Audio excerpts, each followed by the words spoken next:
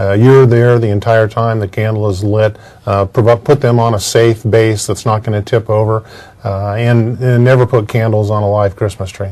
Gentlemen, you two are not old enough to remember the days as I do when I went to my grandparents' house and they had cut down a fresh tree. It wasn't very big, but when we got there, they had put the candles on the limbs and had lit the candles, and it was a pretty spectacular show, actually. And fortunately, we didn't have any fires, but that's the way they did it back in those days. Going along with what the chief says, I really recommend if you do have candles, make sure you blow them out before you go to bed. No, really. Good point. You got any thoughts about that you want to pass along regarding Christmas lights and Christmas lights in the house and around the house and Christmas lights on the tree? Well, Christmas lights are a lot of fun, the strings of lights, but I know sometimes I've kept a string of lights too long. You pull them out the next year and you've got, the open sockets and broken bulbs, and most worrisome is the cord that gets stiff and is broken. And we should, don't try and tape those up. Just replace the entire string. They're not that expensive. Fairly inexpensive in today's environment in terms of trees. I would add one other thing to the chief's comment, and that is that there's sort of an unwritten standard. You want to try to keep no more than 3 strings of lights per extension cord. How many feet is that, by the way? What's a string? 10 feet, 15 feet? Oh, I think it varies, but that general area, yeah. So you don't want to have any more than, generally speaking, 30 feet to an extension cord? No. And look for UL listings on all cords, and make sure if you're putting lights outside that they're designed and manufactured for outside use, because they have to withstand the weather, and that's important. Gentlemen, we've simply run out of time, but Duane, before you had the Angora fire, and having been there for that, to see that devastation, we in fact asked Governor Schwarzenegger and Governor Gibbons to create a joint commission. Can you tell us where we are in that process of the Blue Ribbon Commission and their recommendations? I can, and we certainly appreciate your efforts and the governors in signing the proclamations to form the commission. There are a lot of issues at Lake Tahoe that have been overlooked for many years. The commission is essentially designed with a bipartisan group of land managers, political people, regulatory agencies, business community, private citizens, in an effort to try and come up with solutions for Tahoe, putting fire safety first, while still paying attention to protecting Tahoe's unique natural environment. But whether we're in Tahoe or any place else, it really is the responsibility of the homeowner to be certain that they have created defensible space around their homes. Absolutely. That's correct. It's not only their responsibility, but it's the law.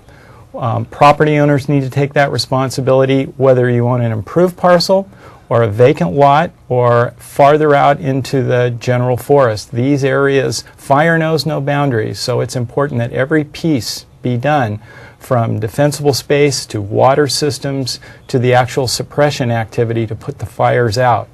We have 10 to 20 days each summer called red flag warning days, where catastrophic fires tend to start. These are the days we have to be so very careful that we don't have another Angora fire at Lake Tahoe and what your viewers saw recently in Southern California. Duane, thanks for being here today. Thank you, Senator. We've actually run out of time. Dan, thank you for being here today. When we return, Dr. Leon Owens will join us to talk about the dangers of driving under the influence of alcohol.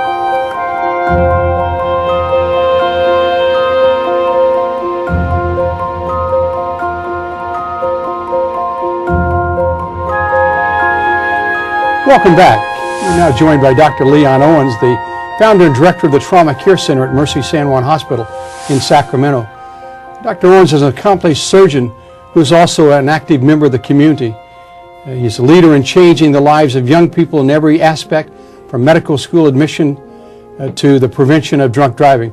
Dr. Owens, nice to have you with us today. Thank you, Senator. Leon, thank you for being here. You know, most people know that you're a great surgeon, but frankly, they don't know how active you are in the community. And so let me just ask you how you became so passionate about being a positive role model for our young people? Well, you know, Senator, as we age, we sort of gain, I think all of us, gain a sensitivity to the frailties of youth. And one of them is their exuberance, and another part is their enthusiasm, but another part of it is that their judgment isn't always so great. And when we see these young kids as victims of tragedy by the use of alcohol or substances or too many kids in the car or using a cell phone, we sort of get sensitive about it. Personally, I had a personal tragedy, and losing my boy to drunk driving obviously increased my sensitivity and has made me so passionate about it. When you, as the being in charge of the trauma center at Mercy San Juan, I suppose you see a lot of people that have been driving under the influence. Is it immediately? Are you aware of that when they come in? In fact, ultimately we wind up measuring them, and when we measure this across the country or even locally in Sacramento, the numbers bear out that between about 30 to 40% are drunk, and about 70% are impaired in some way, either alcohol or drugs. Oh my goodness! You know, when we began to, I know this is a pretty simple question, but you know, it's the automobile and the drinking that, when you put those two together, that create a compounded kind of problem. Have you got any advice? I mean, that you just want to lay out there that, you know, for our viewers to take a look at relative to drinking and driving? That volatility that you describe, that mixture of drinking and driving, has got to be dealt with ahead of time. The problem, as you can imagine, is if you don't deal with this problem before it happens, that is to say, if you don't anticipate that you're going to drink and don't anticipate a way to get out of the circumstance, you're going to find that the person making a decision is an impaired individual. Alcohol gives us a sense of lack of frailty, and you mix that with testosterone, and you got a problem. Is there such thing as safe drinking and driving? Actually, probably not. Anything that impairs your ability to react, impairs your ability to focus, is going to be potentially life-threatening. That's the problem. All these factors wind up being additive. So when we go out and I have a beer or a glass of wine, and then all of a sudden I decide that I want to be the designated driver, I probably have just created an additional problem. It's probably not ideal. It's probably not ideal. Not to mention the fact that at the times where you go drinking are going to put you on the road at a time when there's a high likelihood of collision. That's when you have to be especially focused. It isn't just your ability to drive. It's your ability to protect yourself against others who might be impaired as well.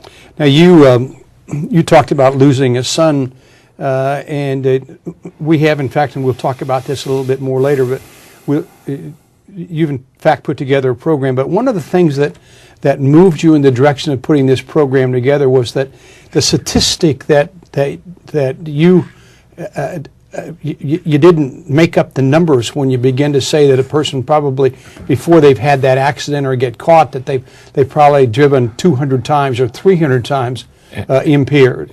Absolutely, and the problem is, and that was one of the most striking statistics as I began to study this issue, that you drive drunk 300 times approximately before your first DUI. 2/3 of the deaths occur in drunk driving when the person's never had a DUI at all.